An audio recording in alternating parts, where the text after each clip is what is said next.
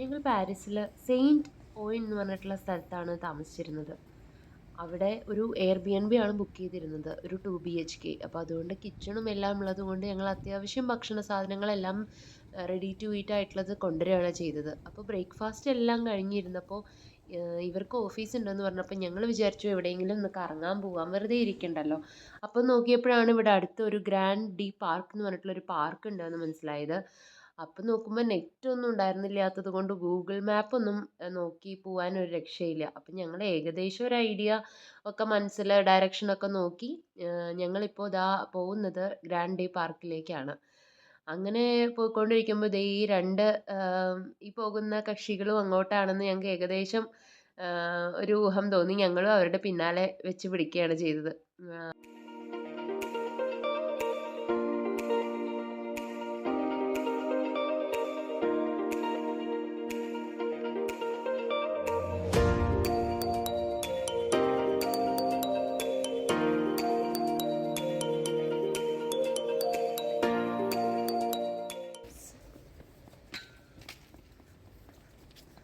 രാവിലെ ആയതുകൊണ്ട് തന്നെ കുഞ്ഞുണ്ണി നല്ല ഉഷാറായിരുന്നു. ഭക്ഷണവും കഴിഞ്ഞു, എല്ലാം കഴിഞ്ഞു.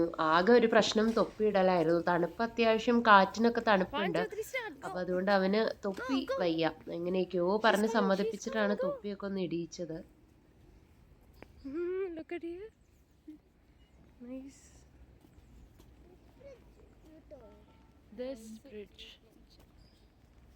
രാവിലത്തെ കാഴ്ച വളരെ നല്ല രസമായിരുന്നു കേട്ടോ.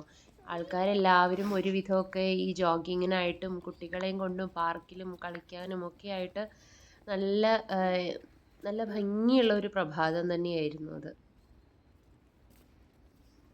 പിന്നെ ഈ പാരീസിലെ കാഴ്ചകൾ എന്ന് പറയുന്നത് നമ്മൾ നാട്ടിൽ നിന്ന് വരുമ്പോൾ നമുക്ക് വളരെ വ്യത്യസ്തമാണ്. അവിടുത്തെ കൾച്ചറായാലും അവിടുത്തെ ബിൽഡിങ്ങുകളായാലും എല്ലാം ഭയങ്കര വ്യത്യാസമായതുകൊണ്ട് എല്ലാത്തിനും ഒരു കൗതുകമായിരുന്നു കാണാൻ വേണ്ടിയിട്ട്. അങ്ങനെ ഞങ്ങളിപ്പോൾ ഇതാ പാർക്കിൻ്റെ ഉള്ളിലേക്ക് എൻ്റർ ചെയ്തു. ആദ്യം തന്നെ കാണുന്നത് ഒരു വലിയ റെയിൻബോ ആണ്. അത് കണ്ടപ്പോൾ തന്നെ കുഞ്ഞുണ്ണിക്ക് ഭയങ്കര ഇഷ്ടമായി. പിന്നെ ഇവിടെ ഇപ്പോൾ ഓട്ടം സീസണാണ്. അപ്പോൾ അതുകൊണ്ട് തന്നെ നമ്മൾ ഈ ചിത്രങ്ങളിലൊക്കെ കാണുന്ന പോലത്തെ ഇലകളും പഴുത്ത ഇലകൾ, മഞ്ഞ കളറിലുള്ള അതുപോലെ ചുവന്ന നിറത്തിലുള്ള ഇലകളൊക്കെയാണ് മരങ്ങളിലെല്ലാം ഉള്ളത്. അതെല്ലാം ഈ പറഞ്ഞ പോലെ നിലത്ത് ഇങ്ങനെ ചിതറി വീണ് കിടക്കുന്നത് കാണാൻ തന്നെ ഒരു പ്രത്യേക ഭംഗിയാണ്.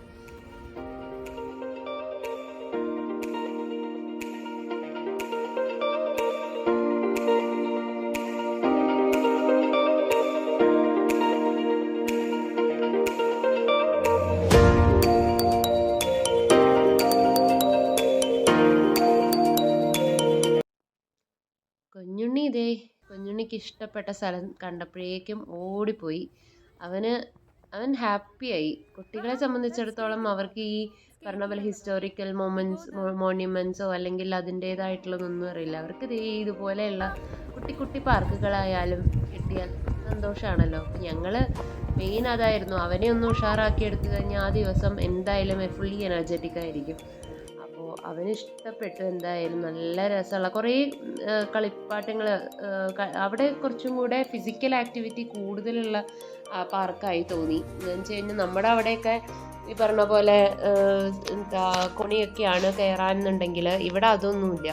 ഒന്നെങ്കിൽ വലിച്ച് പിടിച്ച് കയറി പോകണം, അങ്ങനെയാണ്. പോണു. ഇതുപോലെയാണ് എല്ലായിടത്തും, ഇങ്ങനെ കയറ്റവും ഇറക്കവും ഒക്കെ ആയിട്ട്.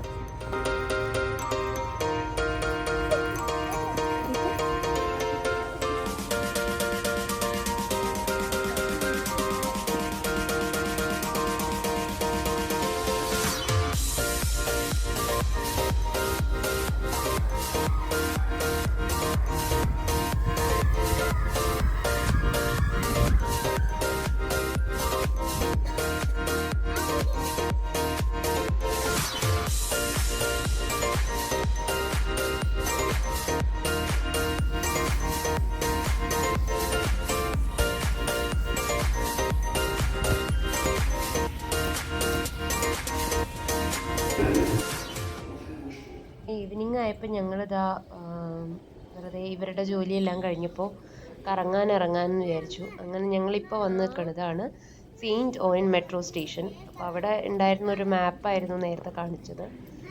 നമുക്ക് ഏകദേശം എവിടെ പോകണം, എങ്ങനെയൊക്കെയാണ് എന്നുള്ളതൊക്കെ അറിയാൻ വേണ്ടിയിട്ട്. നമുക്ക് ടിക്കറ്റ് എടുക്കണം. ഈ ടിക്കറ്റ് കൗണ്ടറാണ് ഇത്. അങ്ങനെ മെട്രോ കാത്ത് നിൽക്കുകയാണ്.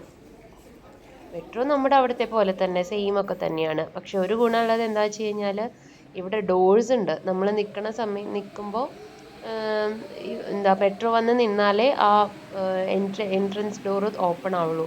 അപ്പോൾ അതുകൊണ്ട് തന്നെ അപകടങ്ങളൊക്കെ വളരെ കുറവായിരിക്കും. നമ്മുടെ അവിടെ ഈ തിക്ക് തിരക്കിയിട്ടുള്ള ഇതൊന്നും ഉണ്ടാവില്ല.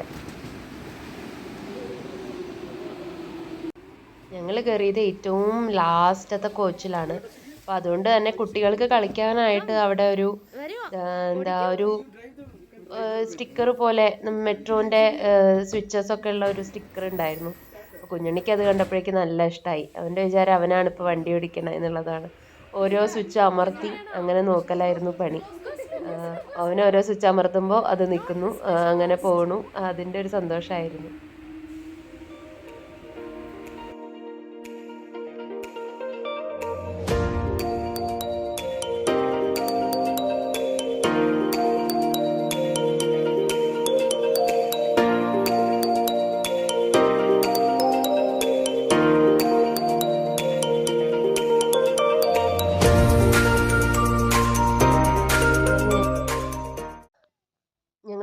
സിറ്റി എന്ന് പറഞ്ഞിട്ടുള്ള ഒരു മെട്രോ സ്റ്റേഷനിലാണ് സെയിൻറ്റ് ജോയിന്ന് കയറിയിട്ട് ഞങ്ങൾ ഇറങ്ങിയത്.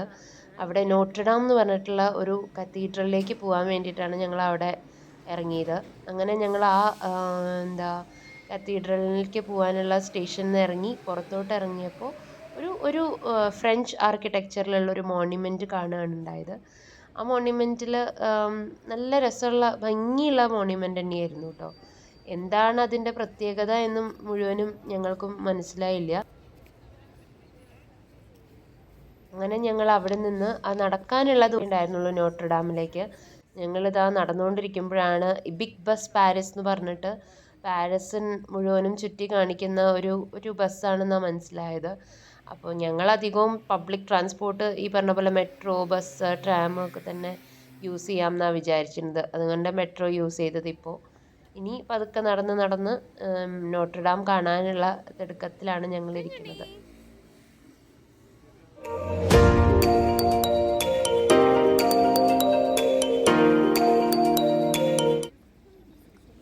അങ്ങനെ ഞങ്ങളിത് നോട്രഡാമിൽ ഏകദേശം എത്താറായിട്ടുണ്ട്. ഈ കാണുന്നതാണ് നോട്രഡാം എന്ന് പറഞ്ഞിട്ടുള്ള കത്തീഡ്രൽ. നോട്രഡാം കത്തീഡ്രലിനെ കുറിച്ച് പറയുകയാണെന്നുണ്ടെങ്കിൽ അത് പണി ചെയ്തിരിക്കുന്നത് 12th and 14th സെഞ്ച്വറിയുടെ ഉള്ളിലാണ്. പിന്നെ അവിടെ കുറേ ഹിസ്റ്റോറിക്കലായിട്ടുള്ള കുറേ അട്രാക്ഷൻസ് ഉണ്ട്. അതിലൊന്നാണ് ഈ പറഞ്ഞ പോലെ മുൾക്കിരീടം എന്ന് പറയുന്നത്. അത് ക്രിസ്തു ഉപയോഗിച്ചിരുന്ന മുൾക്കിരീടമാണെന്നാണ് പറയുന്നത്. പക്ഷേ ഇപ്പോൾ ഈ ഇടയ്ക്ക് അവിടെ 2019 ഒരു തീപിടുത്തം ഉണ്ടായതിന് ശേഷം അവിടെ എല്ലാം കത്തി നശിച്ചത് കൊണ്ട് ഉള്ളിലേക്കൊന്നും കയറ്റിയിരുന്നില്ല. അതുകൊണ്ട് ഞങ്ങൾ അവിടെ പുറത്ത് നിന്നൊക്കെയാണ് ഫോട്ടോ എടുത്തിട്ട് വേഗം പോകുന്നത്. അങ്ങനെ ഞങ്ങൾ ഇന്നത്തെ പ്രധാന അട്രാക്ഷനായിട്ടുള്ള റിവർ സെയിനിലെ ഒരു ക്രൂയിസ് ട്രിപ്പാണ് ഞങ്ങളിപ്പോൾ പോയിക്കൊണ്ടിരിക്കുന്നത്. ഇതിലെന്ന് പറയുന്നത് ഈ പാരീസ് നഗരം ചുറ്റിക്കിടക്കുന്നതാണ് ഈ സീൻ നദി. ആ സീൻ നദിയിലൂടെയുള്ള യാത്രയിലൂടെ നമുക്ക് പ്രധാന അട്രാക്ഷൻസ് ആയിട്ടുള്ള എല്ലാ മോണ്യുമെൻറ്റ്സും, അതുപോലെ ഈഫൽ ടവർ, നോട്രഡാം, പിന്നെ അവിടുത്തെ എല്ലാ മോണ്യുമെൻറ്റ്സും, അതുപോലെ എല്ലാ ബിൽഡിങ്സുകളും നമുക്ക് കാണാൻ പറ്റുന്നുള്ളത് തന്നെ ഒരു പ്രധാന അട്രാക്ഷനായിട്ട് കേട്ടിരുന്നു. ഈ കാണുന്നതാണ് ലൂർ മ്യൂസിയം എന്ന് പറഞ്ഞിട്ടുള്ള ലോകത്തിലെ തന്നെ ഏറ്റവും വലിയ മ്യൂസിയം. ഞങ്ങൾ ഏകദേശം ഒരു 6:30 കൂടിയിട്ടാണ് ഈ ട്രിപ്പ് കയറിയത്.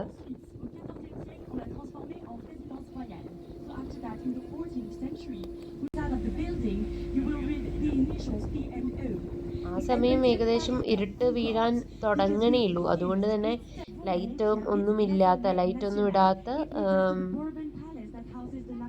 നഗരം നമുക്ക് കാണാൻ പറ്റി.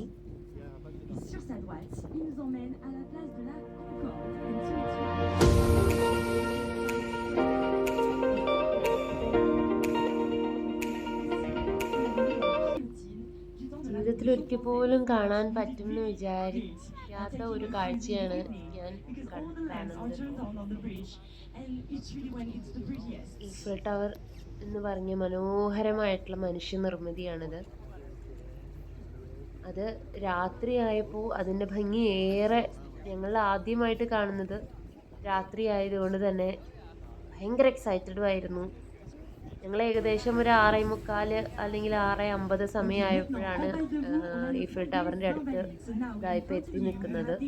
അപ്പോൾ ഏകദേശം ഇരുട്ടൊക്കെ, ചെറിയ ഇരുട്ടൊക്കെ ആയി തുടങ്ങി. നല്ല വെളിച്ചം ഒക്കെ, ലൈറ്റ് ശരിക്കും നല്ല ലൈറ്റൊക്കെ ഇട്ടിട്ടുള്ള സൈഡുകളിലും ഒക്കെ നല്ല ലൈറ്റ് ഇട്ടിട്ടുണ്ടായിരുന്നു. ഒരു പ്രത്യേക ഭംഗിയാണല്ലോ. നമ്മൾ ടി വിയിൽ അല്ലെങ്കിൽ പിക്ചർ കാണുമ്പോൾ തന്നെ അതിനൊരു പ്രത്യേക ഭംഗിയാണ്. അപ്പം നേരിട്ട് കാണുമ്പോൾ അത് ശരിക്കും കണ്ണിനിങ്ങനെ, എൻ്റെ സത്യം പറഞ്ഞാൽ കണ്ണ് ആദ്യം തന്നെ നിറയുകയാണ് ചെയ്തത്. ഈ കാണുന്നതാണ് ഞാൻ ഏറ്റവും അധികം കാണാൻ ആഗ്രഹിച്ചിരുന്ന ഒരു കാഴ്ച, സ്പാർക്ലിംഗ് ഈഫൽ ടവർ എന്ന് പറയുന്നത്. കുറേ ഞാൻ നോക്കി നോക്കി നോക്കി അപ്പോഴാണ് മനസ്സിലായത് 1 മണിക്കൂറിലെ ആദ്യത്തെ 5 മിനിറ്റ് മാത്രമേ ഇത് സ്പാർക്കിൾ ചെയ്യുള്ളൂ എന്നുള്ളത്.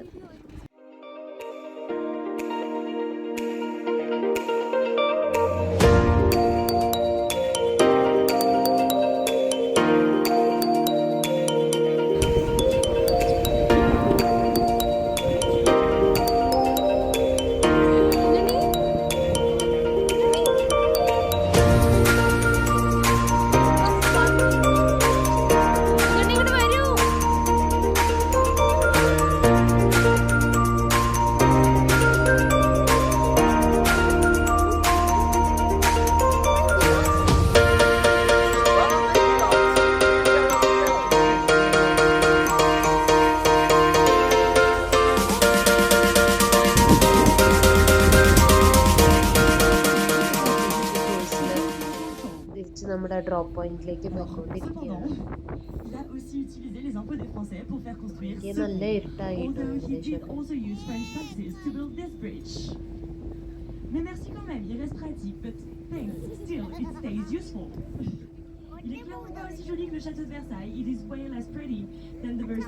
ഈ ഒരു ജയന്റ് വീൽ കാണാനുണ്ട് അല്ലേ. ലൂർ മ്യൂസിയം ആണ് അതിൻ്റെ അടുത്തെന്നാണ് ഞാൻ മനസ്സിലാക്കിയത്.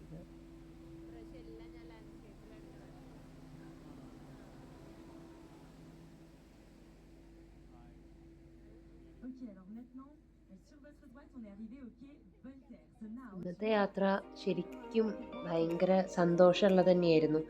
പാരീസിൽ വന്നിട്ടുള്ള ആദ്യത്തെ ദിവസം തന്നെ പ്രധാന അട്രാക്ഷൻസ് ആയിട്ടുള്ള എല്ലാം ഒറ്റ ഒരു യാത്രയിലൂടെ കാണാൻ പറ്റി എന്നുള്ളതാണ്. അതും ഏറ്റവും അധികം ഞാൻ വെയിറ്റ് ചെയ്ത് കാണാനിരുന്നതാണ് ഈഫൽ ടവർ. അത് ഇത്ര ഭംഗിയോടുകൂടി കാണാൻ പറ്റുക എന്ന് പറഞ്ഞാൽ തന്നെ വേറെ ഒന്നും അതിലില്ല. അതും സ്പാർക്ലിംഗ് ആയിട്ടുള്ള ഈഫൽ ടവറും കൂടെ എനിക്ക് കാണാൻ പറ്റി. എല്ലാം ആ സമയം തിരഞ്ഞെടുത്തത് കൊണ്ട് കൂടിയാണ്. ഒരു 6:30 സമയത്തോടു കൂടി കയറി 7 മണിയായപ്പോഴേക്കും ഞങ്ങൾ ഈഫൽ ടവറിൻ്റെ അടുത്തെത്തി. അപ്പോഴേക്കും സ്പാർക്കിൾ ചെയ്യാനും തുടങ്ങി. അപ്പോൾ അതൊക്കെ എല്ലാം കൊണ്ടും ഞങ്ങൾക്ക് ഭയങ്കര ഹാപ്പിയായി ഇന്നത്തെ യാത്ര എന്ന് പറയുന്നത്.